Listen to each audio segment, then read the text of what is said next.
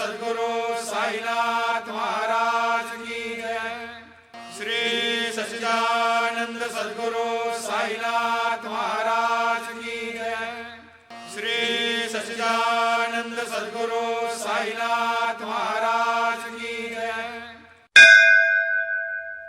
Om Sai Ram to all the Sai devotees. So, by the immense grace of Shri Sainath Maharaj, let us all now heed to the biography of great apostle of Shri Sai Baba, Pujyashri Narasimha Swamiji, narrated in the book As the Flower Sheds Its Fragrance by Dr. G.R. Vijayakumar.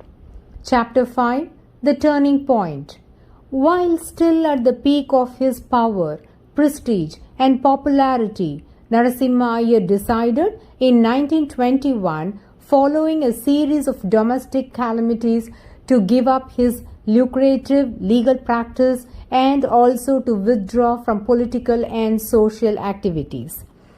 It was at such a juncture in Narasimha Iyer's life that Providence took a hand and decided to take him away from worldly activities. The means chosen for this withdrawal was a terrible domestic tragedy. It was the last week of April 1921. Children were at home as it was summer vacation for schools. Narasimha Iyer was performing the annual ceremony of his late mother. Having completed all ceremonial rites, Narasimha Iyer was preparing for feeding the priests. The leaves were spread and food served, and the priests were about to start partaking their food.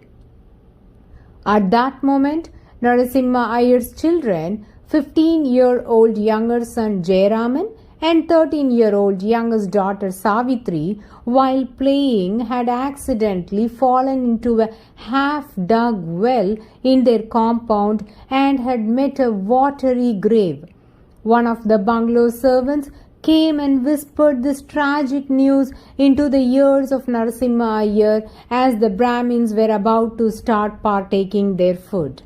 Even though it was like a torpedo hitting him, Narasimha Iyer controlled his emotions with a great presence of mind, did not reveal the sad demise of his children to the priests assembled there, and requested the priests to proceed with their food and complete the formalities of his mother's ceremony. After everything was over, he quietly proceeded to the backyard of his bungalow to see his dead children. The death of 2 children in one stroke was like a thunderbolt.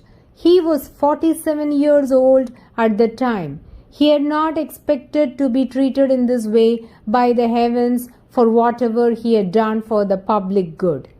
This tragedy could have made any other man go off his head and swear against God. Why should this happen to him? What then is the meaning of life? Condolence and consolation he received from various quarters, but none was found competent to give him satisfactory answers to his problems. It took some years for the paroxysm of grief to subside. He had to gain control over himself. He settled down and pondered over the situation. He had educated his other son and helped him live on his income. His surviving daughters, Rajalakshmi and Sharadambal, had already been married off decently. He is left alone in the wide world with his sorrowing wife. Narasimha Iyer realized that the one who gave him the terrible blow was none other than God himself. Therefore, the tragedy that struck him must be intended to produce eventually beneficial effects on Narasimha Iyer and through him on the people at large.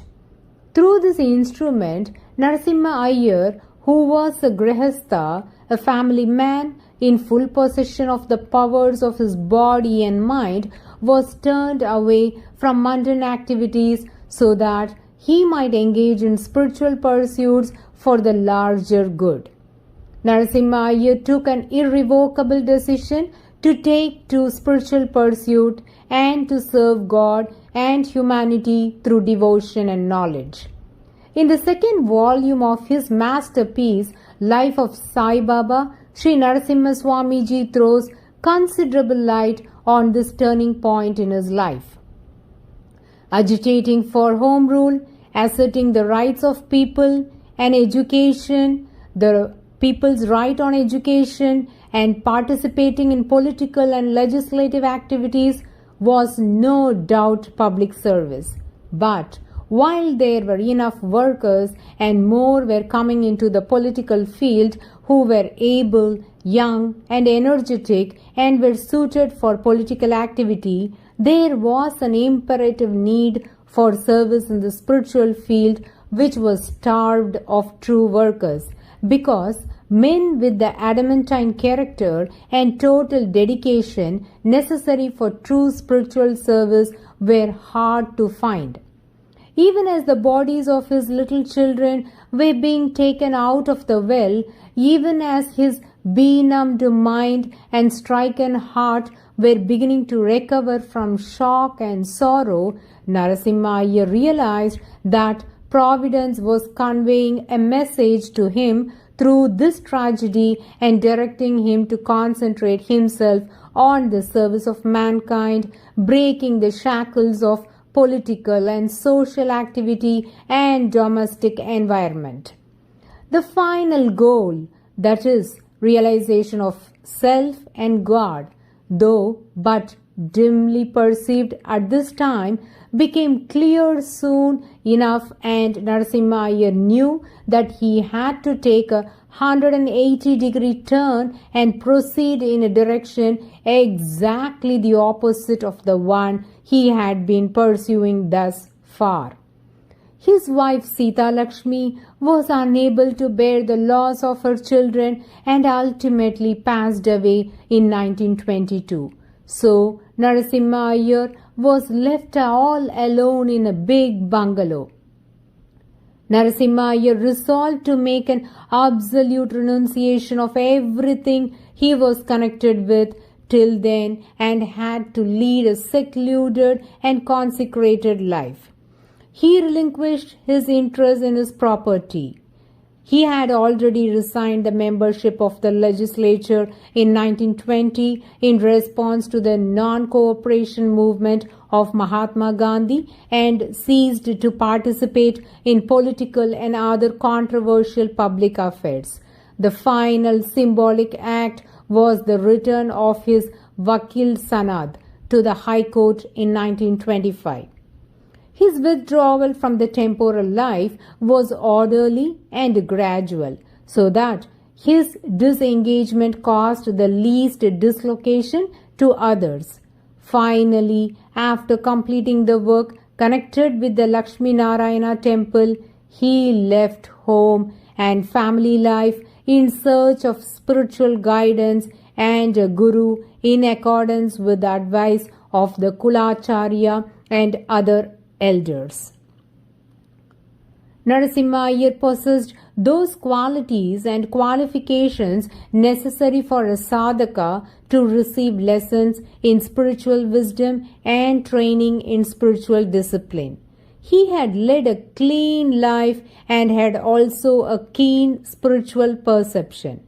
Narasimha Iyer had drunk deep of the fountain of Prashtantraya, which in one word stands for Bhagavad Gita, Brahma Sutras and Upanishads, and which is the source of Vedanta. He knew Viveka Chudamani and Yoga Vasishta. He had read Valmiki Ramayana, Mahabharata and Srimad Bhagavatam. He could recite according to correct phonetics and rhythm Purusha Shuktam, Sri Shuktam, Durga Suktam and Shanti Panchakam. He was also well versed in the New Testament, Shakespeare, Tennyson, Wordsworth, etc. With his background, he distributed his wealth among his children, cut off all his family ties, and left Salem in September 1925 as a mendicant. At last, the bird flew away from its cage. He loved freedom dearly. The bonds of family love could not bind his free spirit. he walked away penniless, but strangely, this did not worry him.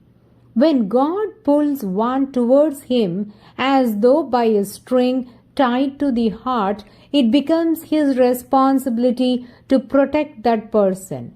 Narasimha Iyer experienced this from the time he left Salem.